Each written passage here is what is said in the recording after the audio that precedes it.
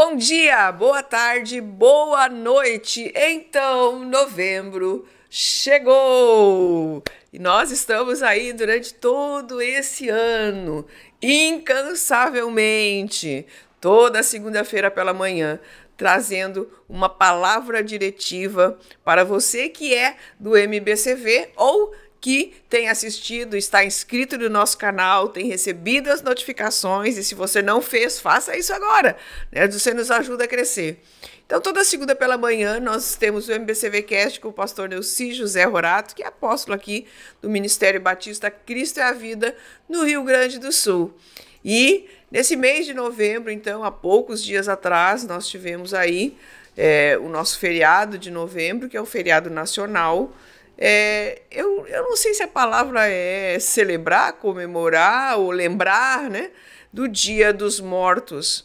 E nós queremos falar um pouco sobre isso à luz da palavra de Deus.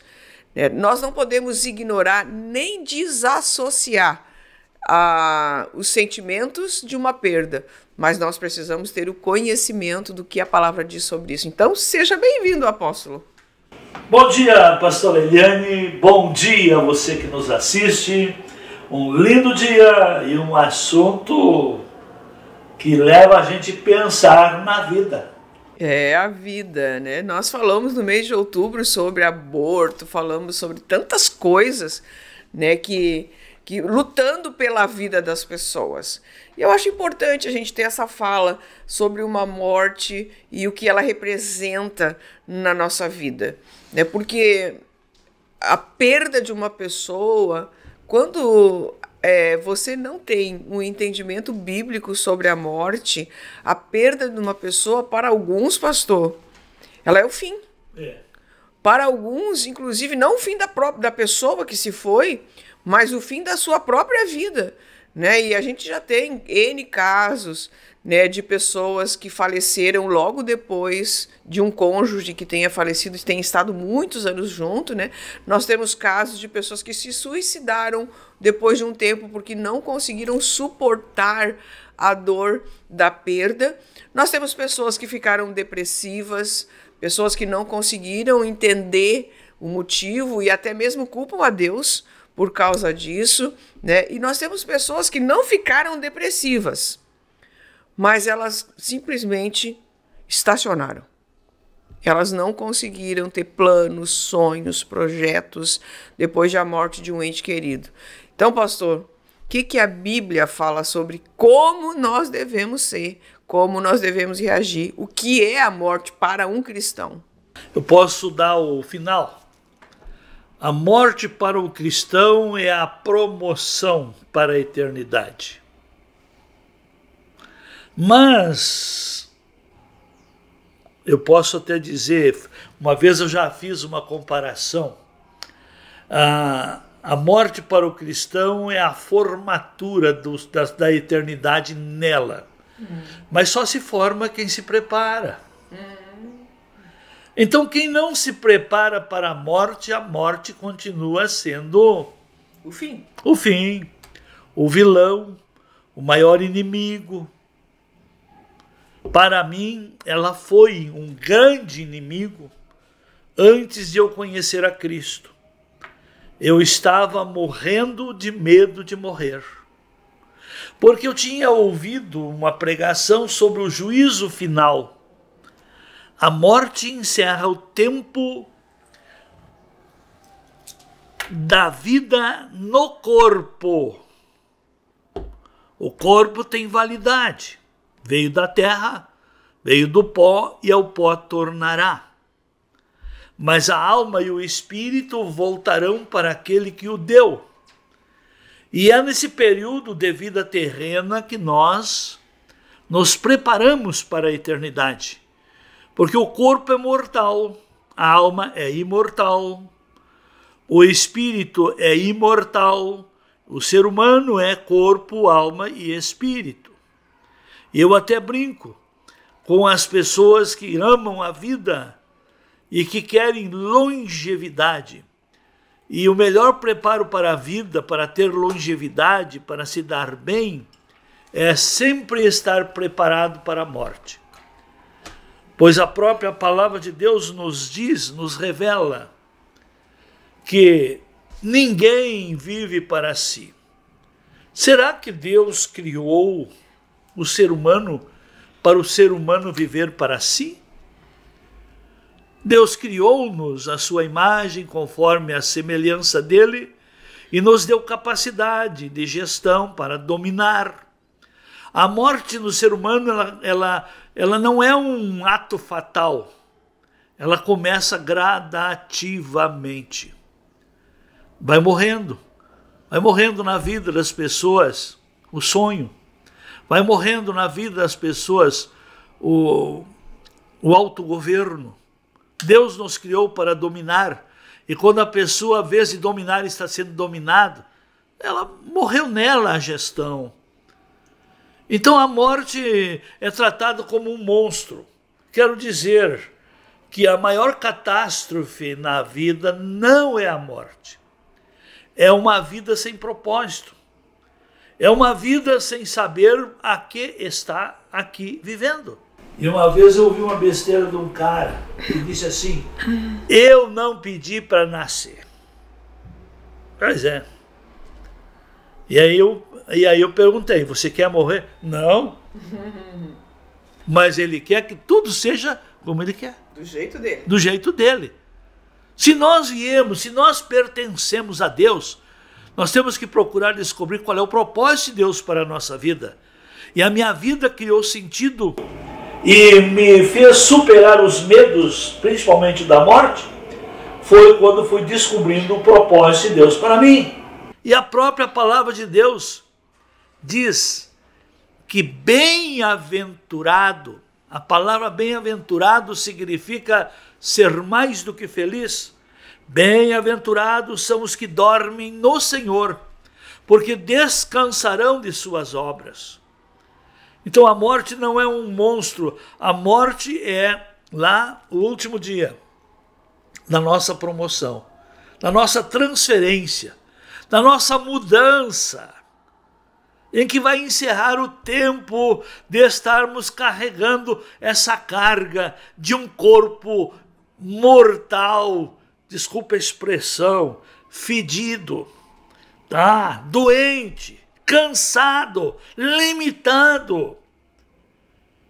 E a nossa alma e o nosso espírito, depois dessa vida terrena, quem está em Deus receberá um novo corpo, que não terá tristeza, nem canseira, nem enfermidade, nem envelhecimento. Esse é o propósito de vida. A nossa imagem e semelhança que carregamos está a eternidade. E quem está preparado para a eternidade? Quem está preparado é quem não teme a morte. Porque sabe que depois de vencer o tempo de vida terrena, o negócio é diferente. Não estaremos lutando contra a lei da gravidade, a lei da mortalidade, a lei das limitações. Não! Estaremos voltando à perfeição, ao propósito original de Deus.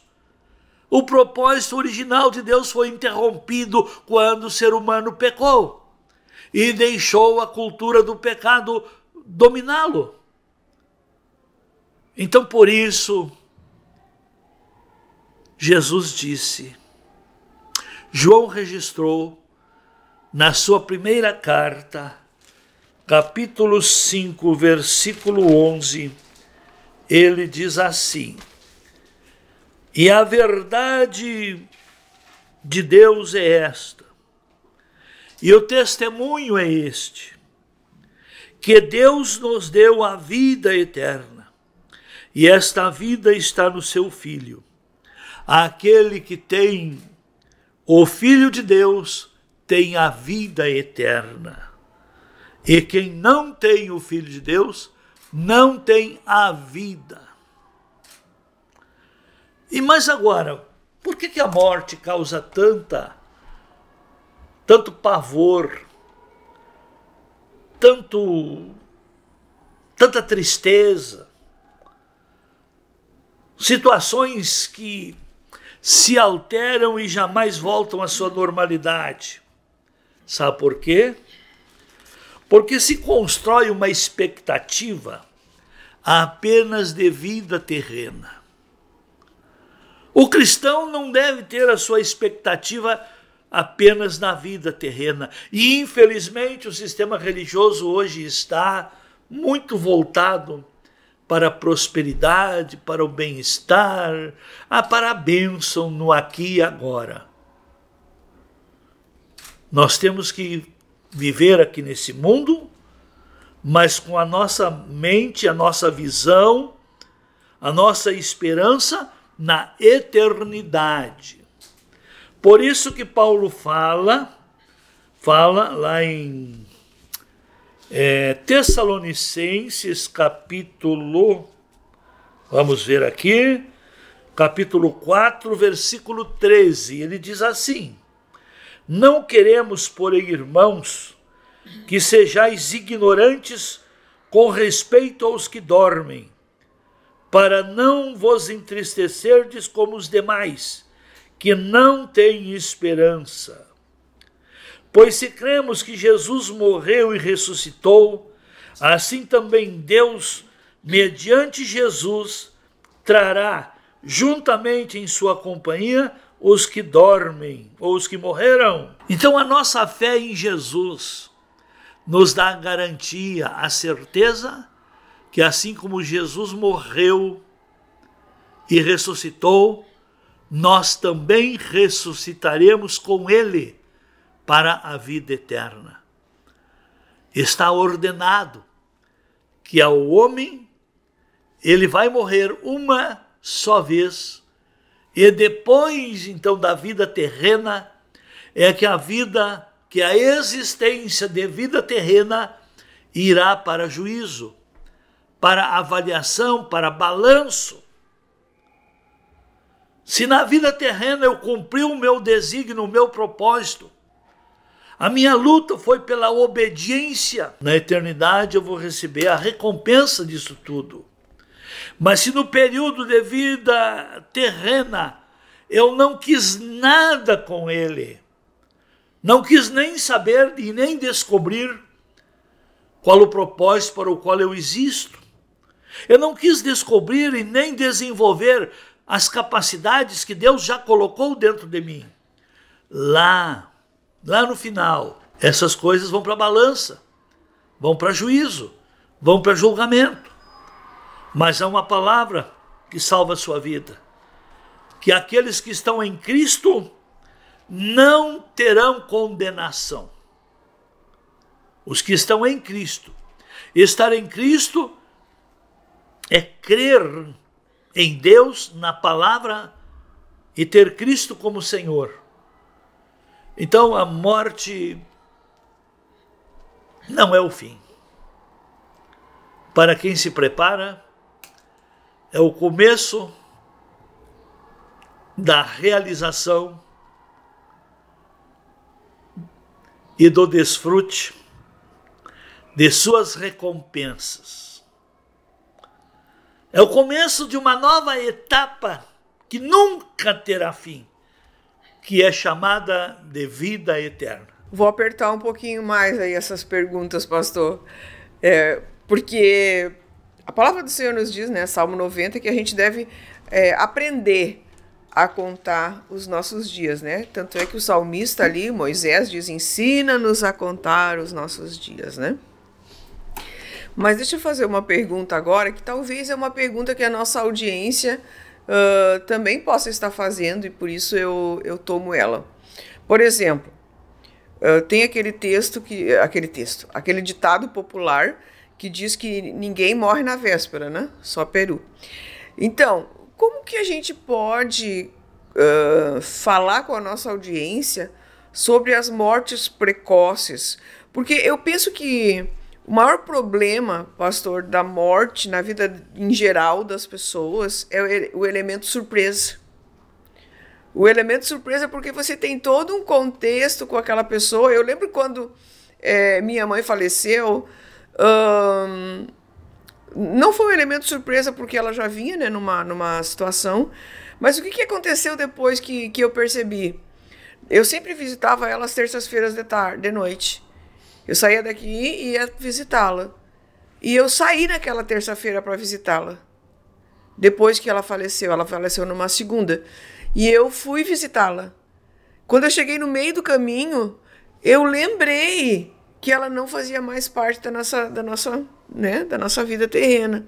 E depois, uma outra vez, eu ainda me vi subindo a ladeira para ir na casa dela. Eu disse, mas por que eu vou fazer na casa dela? Então, assim, ó, existe uma coisa que tu tem automatizado dentro de ti, né? Então, o elemento surpresa, ele faz isso. Ele rompe com aquele teu sistema que você já estava acostumado com aquela pessoa, né?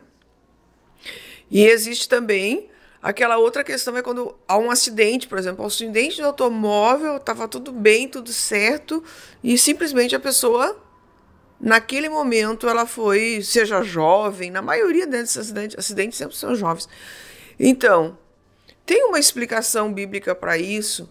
Se pode aplicar esse mesmo ditado que ninguém morre na véspera?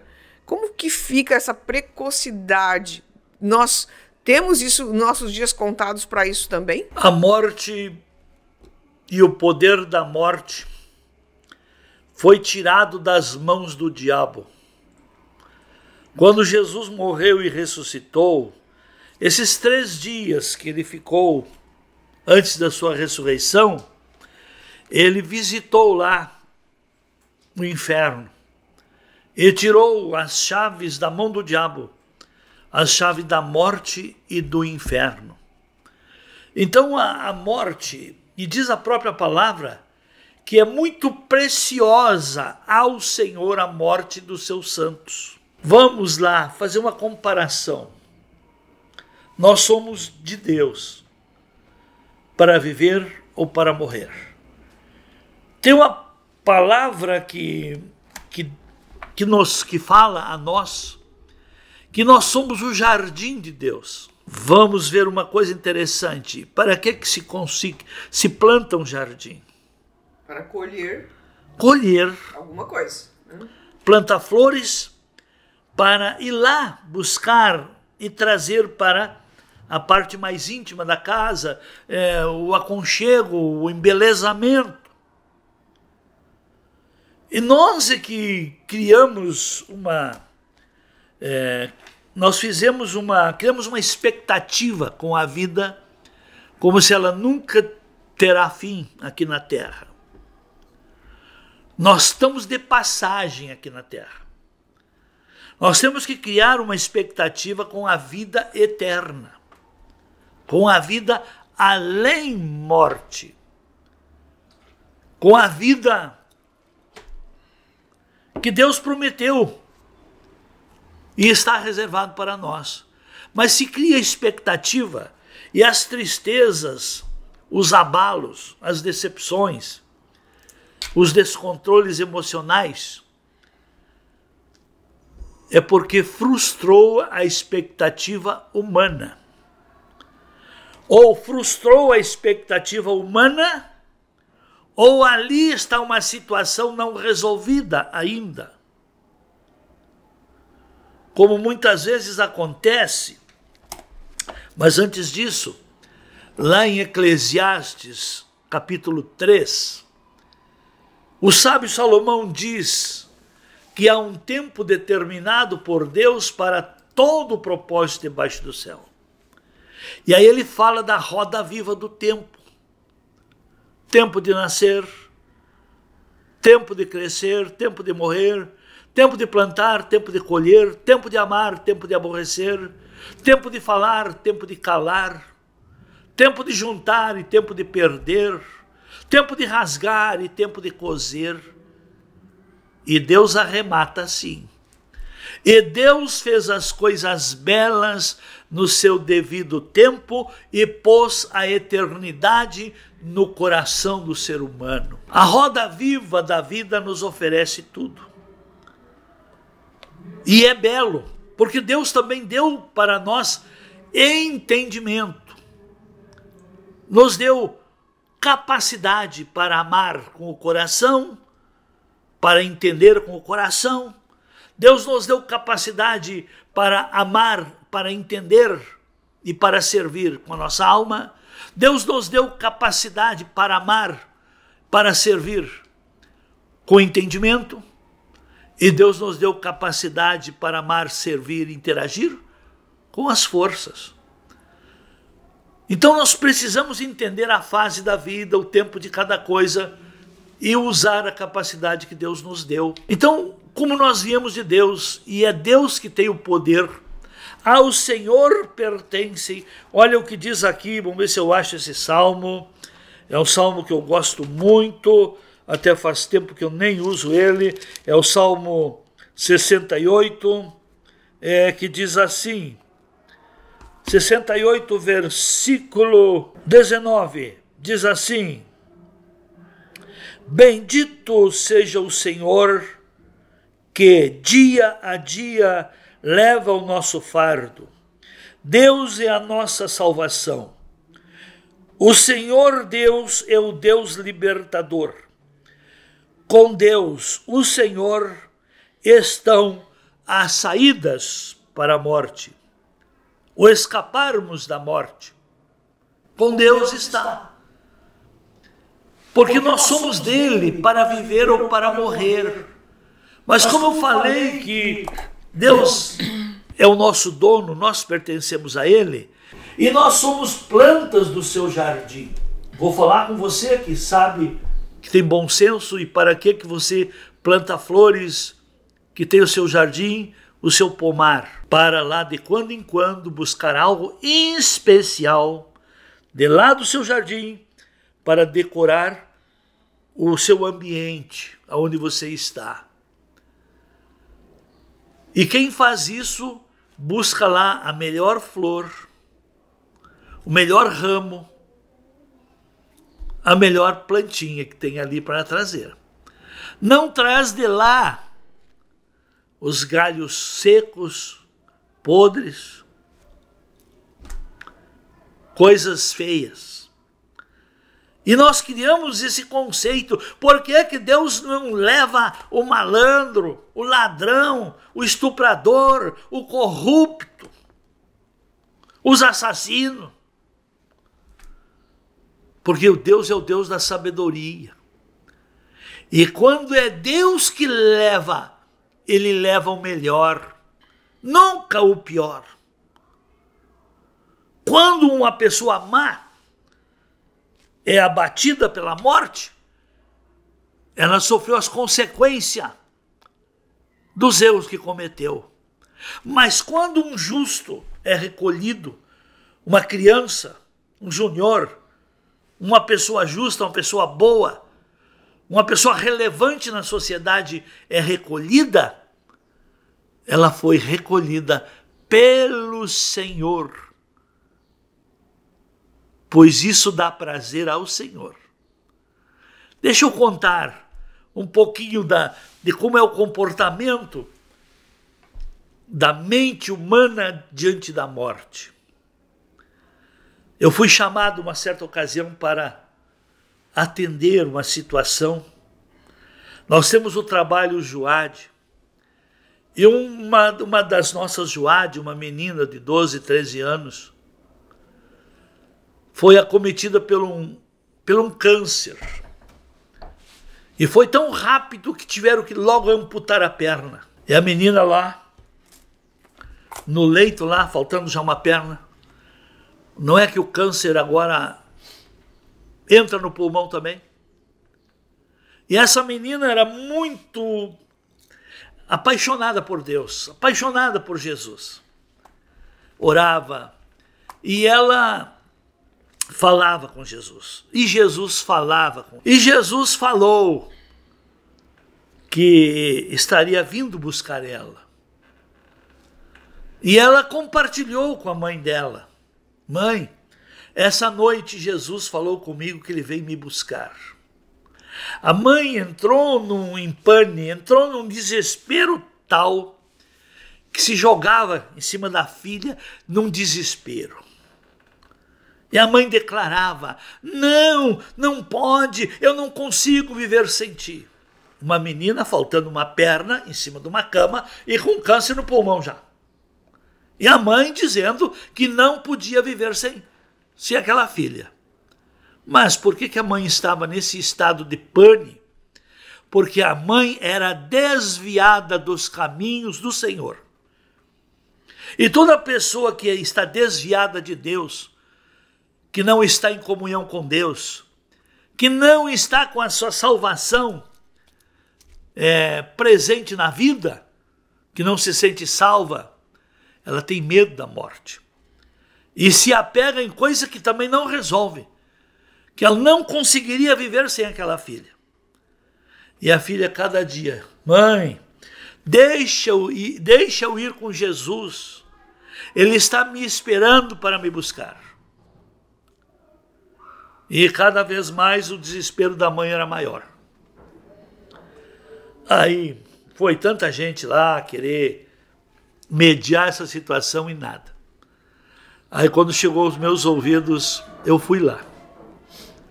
Observei, falei com ela, vi que realmente era uma menina que desfrutava da comunhão com Jesus. E quem desfruta da comunhão com Jesus não tem medo da morte.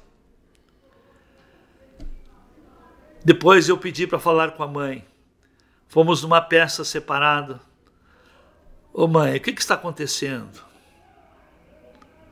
O que está acontecendo com a sua filha? Aí a mãe entrou em desespero. Eu não posso viver sem ela. Deixei ela botar as neuras dela para fora primeiro. E depois eu fiz algumas perguntas para ela. Ô fulana, ô mãe, você ama a sua filha? Pastor, claro que amo. Ela é a coisa mais preciosa para mim. Mentira. Isso não é verdade. O que a sua filha está lhe pedindo? Que quer estar com Jesus. Existe um lugar melhor do que estar com Jesus? Não. Então você não ama a sua filha. Você não ama. Esse amor que você diz que tem é hipocrisia.